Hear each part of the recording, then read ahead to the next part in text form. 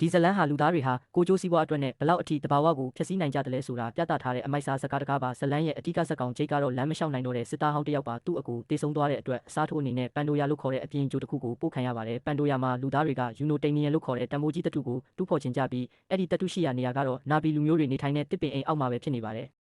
ဒါကြောင့်လူသားတွေကအပန်ဒါဖြစ်စဉ်ဆိုတဲ့အစီအစဉ်နဲ့လူသားစိတ်ကိုနာဘီအယုတ်ခန္ဓာထဲထည့်ပြီးပန်ဒိုယာကိုစူးစမ်းလေ့လာဖို့စူးစမ်းကြပါတယ်ဂျိတ်ကလည်းသူ့အပန်ဒါကိုပထမဆုံးချိတ်ဆက်အောင်မြင်ပြီးတစ်တော်အတွင်းစူးစမ်းခရီးထွက်ရင်အန္တရာယ်ရှိတဲ့တိရစ္ဆာန်တွေကြောင့်လမ်းပြောက်သွားပါတယ်အဲ့ဒီအချိန်မှာနေတီရီဆိုတဲ့နာဘီခေါင်းဆောင်ရဲ့သမီးကဂျိတ်ကိုကယ်တင်ပေးပြီးနာဘီလူမျိုးတွေနေထိုင်ရာတစ်ပင်အိမ်တွေစီကိုခေါ်သွားပါတယ်ဂျိတ်ကိုအိုင်ဝါကရွေးချယ်ထားတယ်လို့ယုံကြည်ကြတဲ့အတွက်အသက်မသက်ပဲလက်ခံကြပါတယ်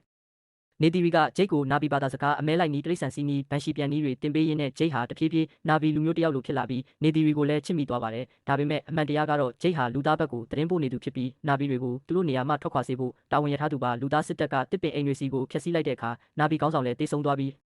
ဂျိတ်ကိုအယုံကြည်ဆုံးရှုံးသွားကြပါတယ်နောက်ပိုင်းမှာဂျိတ်ဟာဒဏ္ဍာရီထဲကတိုးရက်ကို